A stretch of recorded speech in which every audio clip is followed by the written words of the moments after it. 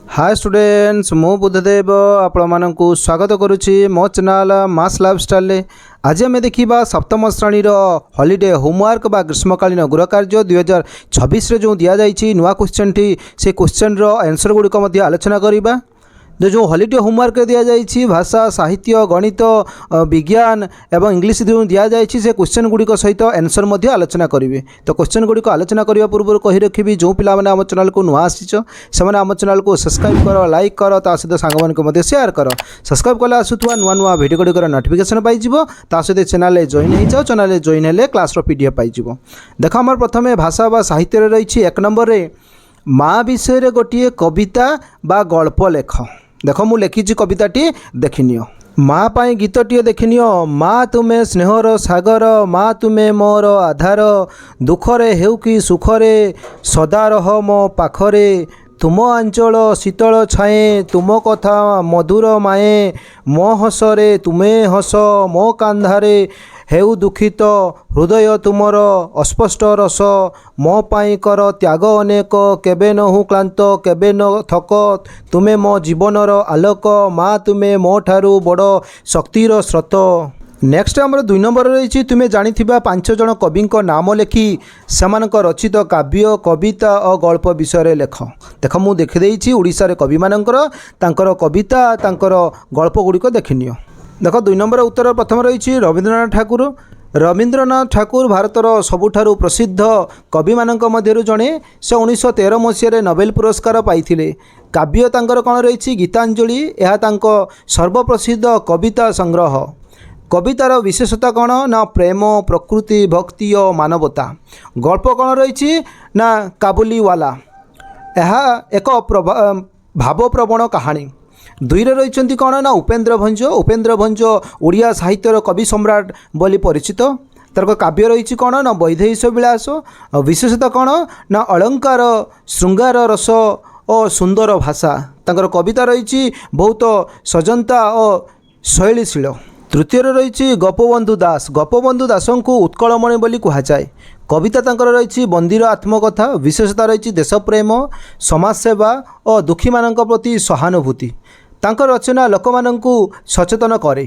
4 number रही सच्चिदानंद राउतराय। सच्चिदानंद राउतराय आधुनिक ओडिया कवि तार जड़े श्रेष्ठ कवि। तांकर काव्य रही बाजीराउत। विशेषता कौन ना समाज अन्याय विरुद्ध रे स्वर विप्लवी चेतना।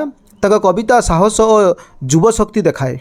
5 रही सारला दास। सारला दास को ओडिया साहित्यर आदिकवि बोली कहुए। तांकर काव्य रही महाभारत जहाँकि ओडिया रे। विशेषता कौन रही धार्मिक कथा सहल भाषा और लोकजीवनर चित्रण। से साधारण लोकंक पई साहित्य को सहज करथिले। नेक्स्ट आमर 3 नंबर रही ओडिशार जेकोसी स्वाधीनता संग्रामी जीवनी विषय लेख। देख 3 नंबर मु गोपबंधु दासंकर जीवन विषय दे देइछि। जन्म गोपबंधुकर जन्म केबे हेतिला ना गोपबंधु दासंकर जन्म 9 अक्टोबर 1877 मसीहा ओडिशार जो जानिछु कि नहीं पुरी जिलार स्वांडो ग्राम रे होइतिला। प्रारंभिक जीवन थिला केपरि ना से छोट बेलू दयालु और सहानुभूतिशील थिले। पढ़ाशुणार बहुत भल थिले एवं लोकमानंकर सेवा करने सदा आगभरू थांती। स्वाधीनता संग्राम रे भूमिका। गोपबंधु दास भारतर स्वाधीनता आंदोलन रे सक्रिय भाव भाग नहीं। से लोकमानंकु एकता और देशप्रेमर पाठ पढ़ाई।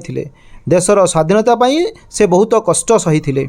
समाज सेवा। से गरीब और दुखी लोकों सहायता करुथिले। शिक्षार प्रचार पाई से सत्यवादी विद्यालय स्थापन करथिले जहाँ ओडिशा रे शिक्षार विकास रे बड़ भूमिका नहीं। साहित्य सेवा कौन से जड़े भल कवि और लेखक मध्य थिले। तांको प्रसिद्ध कविता बंदीर आत्मकथा लोकमानंकु प्रेरणा देइथिला। मृत्यु गोपबंधु दासंकर मृत्यु 17 जून 1928 मसीह होइथिला। उपसंहार कौन रही ना से उत्कलमणि बोली परिचित। तांको जीवन आमको सेवा त्याग देशप्रेमर शिक्षा देइछि।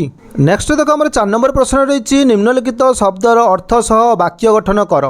विलंब नंदन कानन अंधलौड़ी निशाचर दिखाई। मु देदेइछि देखनियो।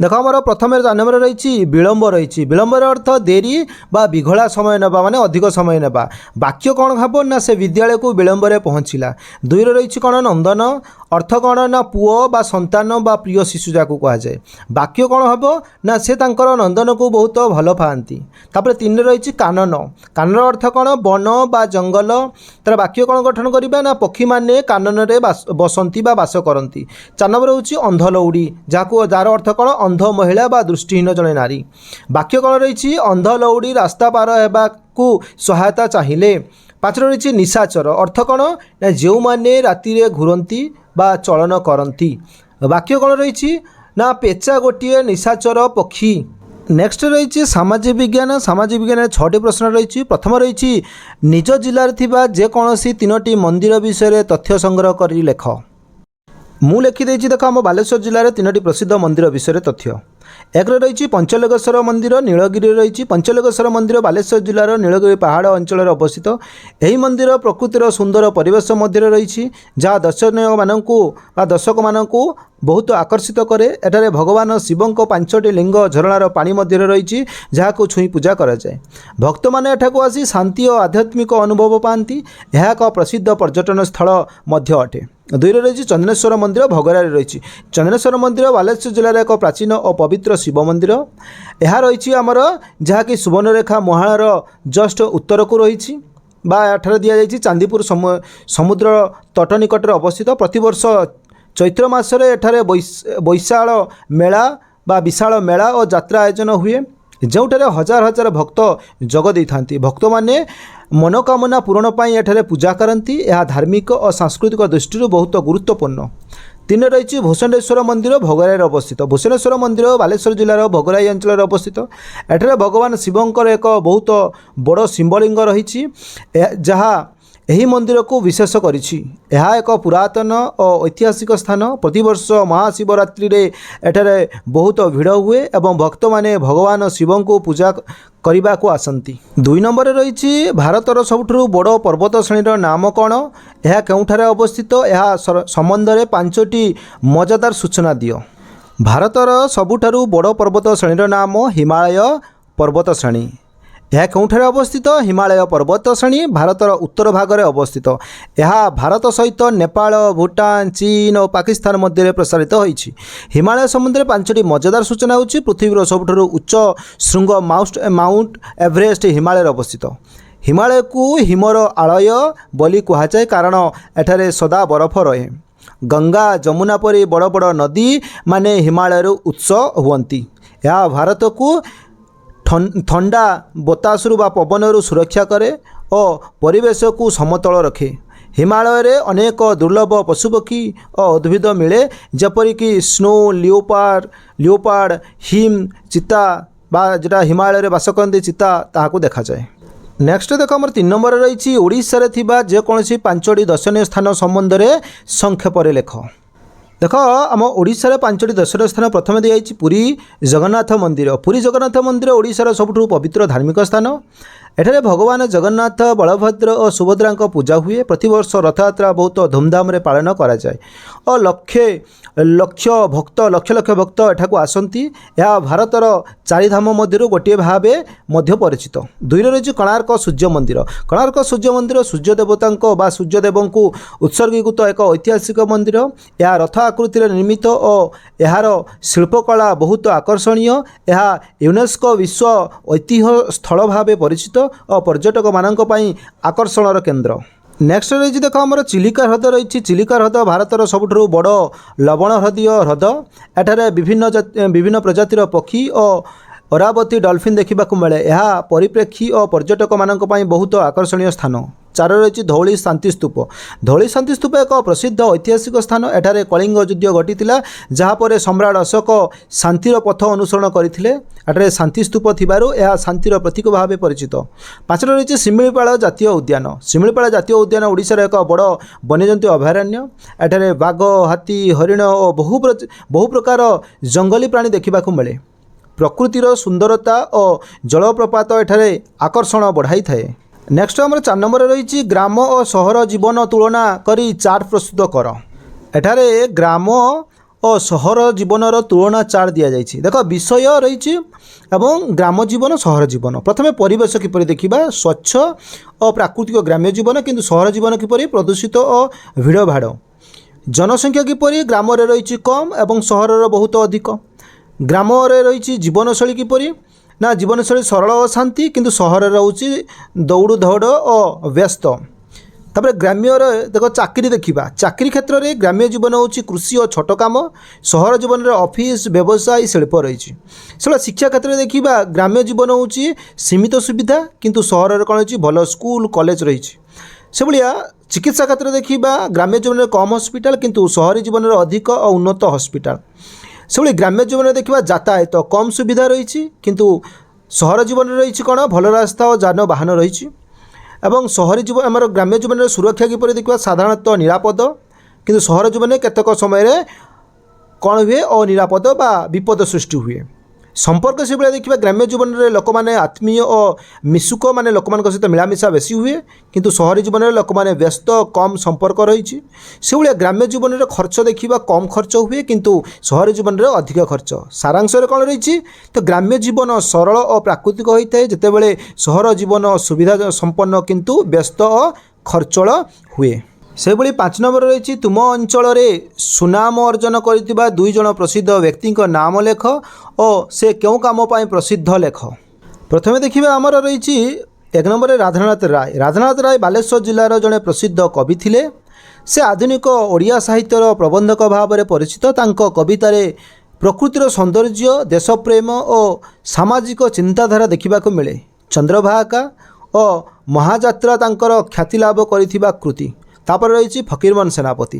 ଫକୀରମୋହନ ସେନାପତି ଓଡ଼ିଆ ସାହିତ୍ୟର ଜଣେ ଅତ୍ୟନ୍ତ ମହାନ ଲେଖକ ଓ ଆଧୁନିକ ଓଡ଼ିଆ ସାହିତ୍ୟର ଜନକ ଭାବେ ପରିଚିତ। ସେ ବାଲେଶ୍ୱର ଜିଲ୍ଲାର ଜନ୍ମଗ୍ରହଣ କରିଥିଲେ। ସେ ଉପନ୍ୟାସ, ଗଳ୍ପ ଓ କବିତା ଲେଖି ଓଡ଼ିଆ ସାହିତ୍ୟକୁ ନୂତନ ଦିଗ ଦେଇଥିଲେ। ତାଙ୍କର ସବୁଠାରୁ ପ୍ରସିଦ୍ଧ ଉପନ୍ୟାସ 6 ମାଳ 8 ଗୁଣ୍ଠ, ଯେଉଁଥିରେ ସମାଜର ଅନ୍ୟାୟ ଓ କର୍ମଦାରୀ ପ୍ରଥାକୁ ଚିତ୍ରିତ କରାଯାଇଛି। ସେ ଓଡ଼ିଆ ଭାଷାର ସୁରକ୍ଷା ଓ ଉନ୍ନତି ପାଇଁ ବହୁତ ପ୍ରୟାସ କରିଥିଲେ। ତାଙ୍କର ଲେଖା ଆଜି ମଧ୍ୟ ଲୋକମାନଙ୍କୁ ପ୍ରେରଣା ଦେଇଥାଏ। ନେକ୍ସଟ ରହିଛି ଆମର ଦେଖ 6 ନମ୍ବରରେ, ତୁମ ଗାଁ କିମ୍ବା ସହରର ଗୋଟିଏ ପୁରାତନ କୀର୍ତ୍ତି ବିଷୟରେ ଏକ କାହାଣୀ ଲେଖ। ମୁଁ ଆମ ଦେଖ ବାଲେଶ୍ୱର ଜିଲ୍ଲାରେ ଲେଖିଛି କ୍ଷୀରଚୋରା ଗୋପୀନାଥ ମନ୍ଦିରର କାହାଣୀ। କ୍ଷୀରଚୋରା ଗୋପୀନାଥ ଟେମ୍ପଲ ବା ରେମୁଣା ବାଲେଶ୍ୱରର ଏକ ପ୍ରସିଦ୍ଧ ପୁରାତନ ମନ୍ଦିର।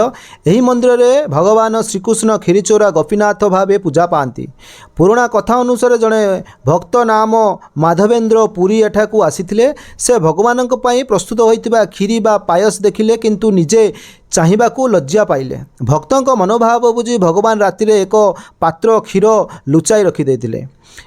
ପରେ ପୁରୀଙ୍କୁ ସ୍ୱପ୍ନରେ ଦେଖାଇ କହିଲେ, ଏହି କ୍ଷୀରି ମୋର ଭକ୍ତ ପାଇଁ। ପୂଜାରୀ ଖୋଜି ମାଧବେନ୍ଦ୍ର ପୁରୀଙ୍କୁ ଦେଲେ। ଏହାପରେ ଭଗବାନଙ୍କର ନାମ କ୍ଷୀରଚୋରା ଗୋପୀନାଥ ହେଲା, କାରଣ ସେ ଭକ୍ତ ପାଇଁ କ୍ଷୀରି ଚୋରି କରିଥିଲେ।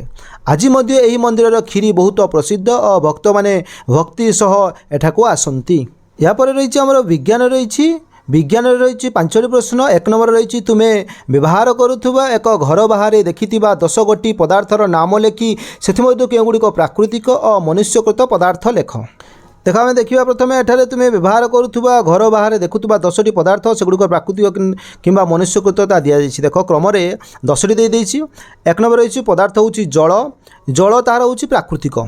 ତାପରେ ହେଉଛି ବତାସ ବା ପବନ। ପବନ ହେଉଛି ପ୍ରାକୃତିକ। ସେଭଳିଆ ଗଛ ରହିଛି 3 ନମ୍ବରରେ, ଗଛ ହେଉଛି ପ୍ରାକୃତିକ।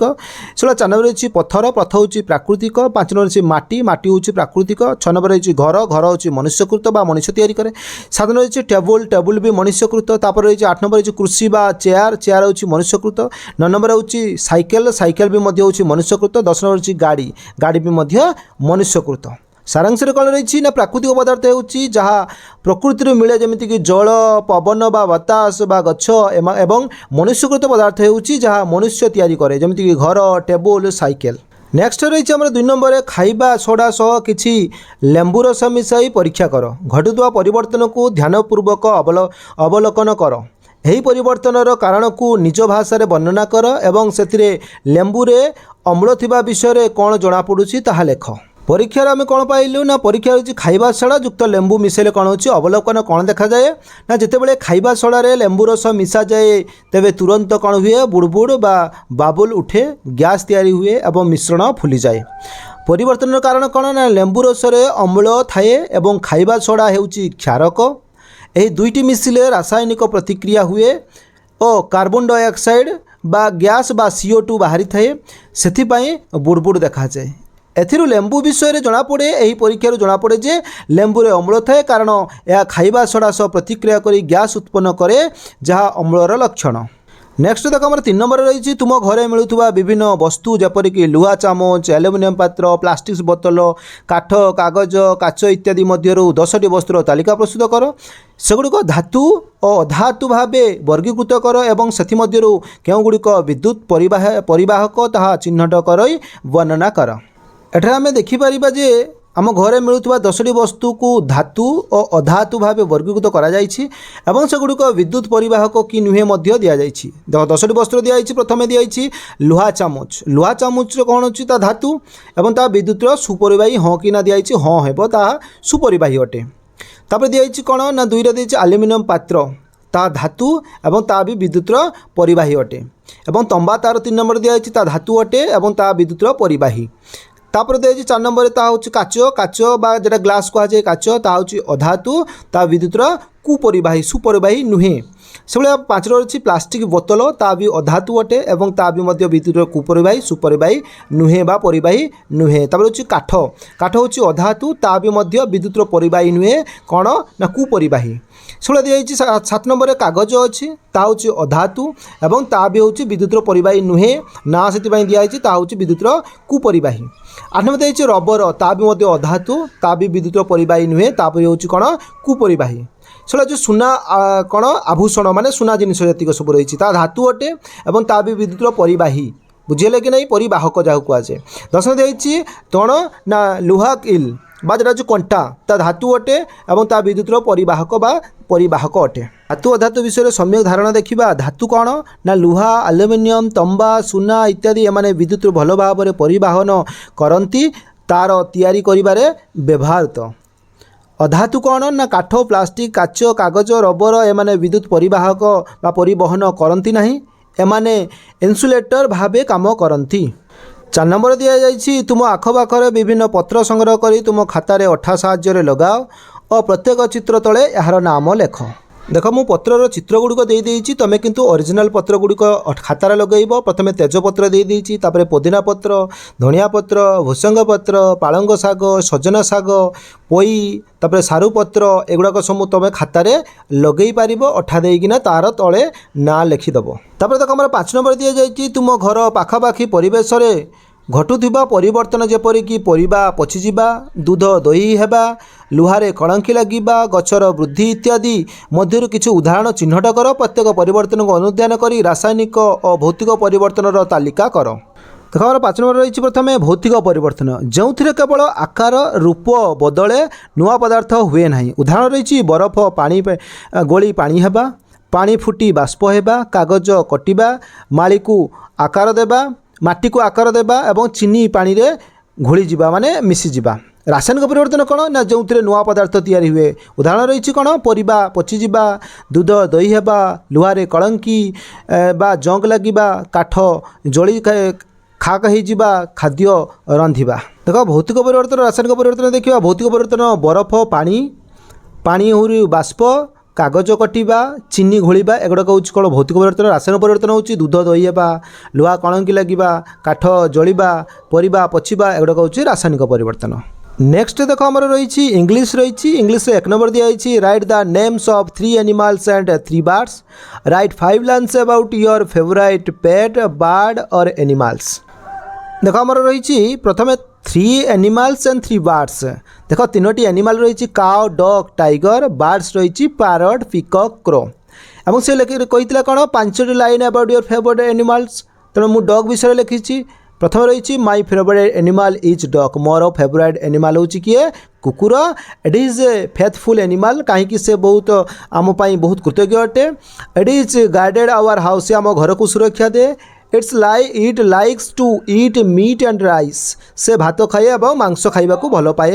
I love my dog very much, ମୋ କୁକୁରକୁ ବହୁତ ଭଲ ପାଏ। ନେକ୍ସଟ ରହିଛି ଆମର 2 ନମ୍ବର ରହିଛି order the jumbled letters and make word example दिखाई SNU ताको सजाड़ी के लिखले SUN हो तो यही सब गुड़ाक मुझे देदेची सजाड़ीना देखनी देखो आम जम्बुल वार्ड रही करेक्ट वार्ड रही माने असजड़ा शब्द प्रथम दिखाई कौन ना ERT ताको सजाड़ी के लिखले ट्री हम तापर INIR दिखाई ताको रेन हम तापर एटारे रन हम तापर एटारे केयर हम तापर जम्बुल शब्द करेक्ट वार्ड हम कौन लाइट हम तापर रोप हम तापर डे हम तापर बुक तापर कंट्री हम तापर कौन हम ना डाउन हम नेक्स्ट आम 3 नंबर रही match A with V example bird next माने पक्षी बसारे बास कै से भाया देख मु शब्द गुड़िक देदेची तार ठीक करी देखनी देख आम प्रथम रही बार्ड बा पक्षी बसारे बास कै राबिट ठेकुआ ब्यूरो बा गुहारे बास कै बेयर भालू कौटी बास कै केप बा गुंफारे बास कै माउस माने मूसा मूसा कौटी बास कै गातर हल रे बास कै मंकी मांकड़ कौटी बास कै ट्री गछरे बास कै स्पाइडर माने बुढ़ियाणी वेब रे बा बुढ़ियाणी जाल रे बास कै नेक्स्ट आम 4 नंबर दिखाई write 10 lines what would you like to be when you grow up and why देख आमर देछि what would you like to be when you grow up and why तो मुझे 10टी लाइन लिखिदेछि देखिए I would like to be a doctor मु गोटे डाक्तर होगा पसंद करी व्हेन आई ग्रो अप मुझे बड़ हेबी a doctor help sick people गोटे डाक्तर असुस्थ लोक मानक साहाय्य करे I want to take care of patient मु मध्य जत्न नेबी कौमानकर ना पेशेंट बा रोगी मानकर जत्न नेबाकू चाहिए आई विल वर्क हार्ड मु कठिन परिश्रम करी टू अचीव माय ड्रीम मोर स्वप्न को पूरण करने I like to help other मु मध्य अन्य मानकू साहाय्य करी doctors are respected in society doctor माने आम समाज रे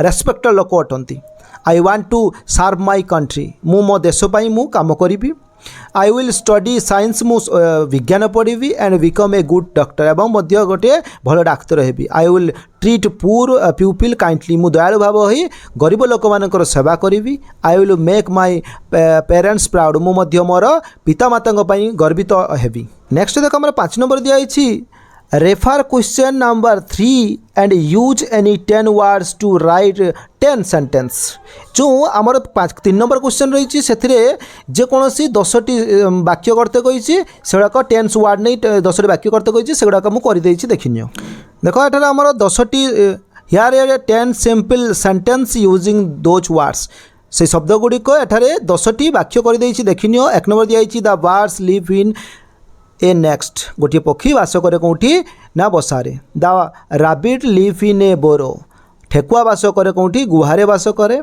the bear stay in a cave गुंफारे किए रहे ना बेयर बा भालू रहे the mouse hides in a hole मूसा लुचि रहे गात भितर the monkey jumps on the tree मांकड़ गछरे डेई थाए ए डालर से डाला को 6 नंबर अच्छी the spider makes a web spider माने बुढ़ियाणी जाल तैयारी करे 7 number the trees gives us shades गछ आमको छाया प्रदान करे 8 number the nest is on the tree बसाटी गछ उपरे अछि द केव इज डार्क गुंफाटी कौन अटे ना अंधार अटे the web is very thin web माने बुढ़ियाणी जालटी बहुत पतला नेक्स्ट आम देख रही गणित रही आम 3टी प्रश्न प्रथम 1 नंबर दिखाई निम्न में दि जाइथिबा संख्या गुड़िक भारतीय स्थानीय मान अनुसार पढ़ एवं सेगुड़िकर संख्या नाम उभय भारतीय अमेरिकीय प्रणाली लेख देख संख्या गुड़िक देदेची तार उत्तर सह देदेची देखनी देख 1 नंबर प्रथम ए रे संख्या रही कौन 3218796 भारतीय प्रणाली कौन हम ना जो संख्या दिखाई केमी पढ़ा ना 32,18,796 अमेरिका प्रणाली दिखाई संख्याटी कहीं अमेरिका प्रणाली आम एकक पाखु आसले 3टी संख्या छाड़ी 3टी दे था कि भारतीय प्रथम एकक पाखु 3टी 2टी लेखाएं दशमिक दि जाए जान ताकू पढ़ा केमी अमेरिका प्रणाली ना 3,218,796 से बी रे रही कौन 129876009 तो भारतीय प्रणाली कौन है ना जो 12 पर कमा 98,76,009 तो 12,90,76,009 अमेरिका प्रणाली लिखिले कौन हम 129 पर कमा 876 पर कमा 009 129,876,009 सी रे रही कौन से भाया 7 5 6 8 9 0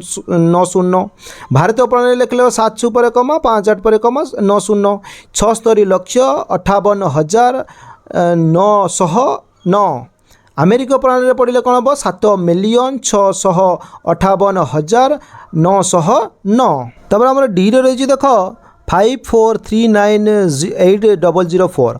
भारतीय प्रणाली केमी पढ़ा 5,43,98,004। अमेरिका प्रणाली पढ़ले केमी पढ़ा ना 54,389,004। तापर ई रे दिखाई देख भारतीय प्रणाली पढ़ला केमी पढ़ा 406,6,57,899। अमेरिका प्रणाली पढ़ले केमी पढ़ा ना 4,80,06,57,899। तापर देख आमर दिखाई 2 नंबर निम्न दि जा संख्या गुड़ी को भारतीय स्थानीय मान पद्धति अनुसार लेख। तो सेगुड़ाक दि जाइए मुझे तार उत्तर सह डायरेक्ट दे दूँ देखिनियो। देख आमर रही भारतीय स्थानीय मान पद्धति लेखिबा एर रही 2,04,05,020 तेणु 20405020। वीर रही कौन 3,70,000,006,008 तेणु 307,000,006,008 हम।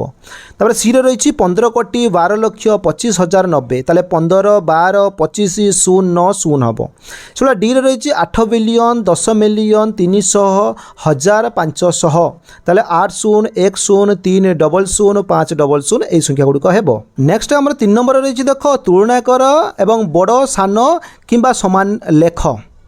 संख्या गुड़िक मुझे दि जाइए मुझे उत्तर सह डायरेक्ट दे देती देखिनियो। देख आम 3 नंबर रे प्रथम ए रही 25,000 और एपटे रही 25 लक्ष। तेल 25,000 और 25 लक्ष बड़ किए हे 25 लक्ष बड़ हे तेणु 25 लक्ष आड़ को मुहटा रहा 700,000 बुझे कि नहीं तेल के 7 लक्ष आसो 700,000 माने 7 लक्ष एपटे अच्छी कौन ना 60 लक्ष तेल बड़ किए आसो 6 मिलियन आसो से 8,42,450,000 अच्छी तेल बड़ किए हे ना 8 बिलियन हे बुझे कि नहीं तेणु 8 पाखे देख 9टा शून्य अच्छी सी हूँ 45,04,50,000 अच्छी तेणु आमर आसो 8 बिलियन सब बड़ आसो। डी रे अच्छी 220,09 मिलियन 220 लक्ष बड़ हम बुझे कि नहीं 220 लक्ष एपटे अच्छी 9 मिलियन अच्छी तेणु 220 लक्ष ही बड़ हम। तो ये तो सरला जैकि आमर सप्तम श्रेणी जो हॉलिडे होमवर्क सरला से पर्यंत विदाय दिंतु। जो पिला आम चैनल को नुआ आसीच से आम चैनल को सब्सक्राइब कर लाइक कर साथ सांग मान शेयर कर।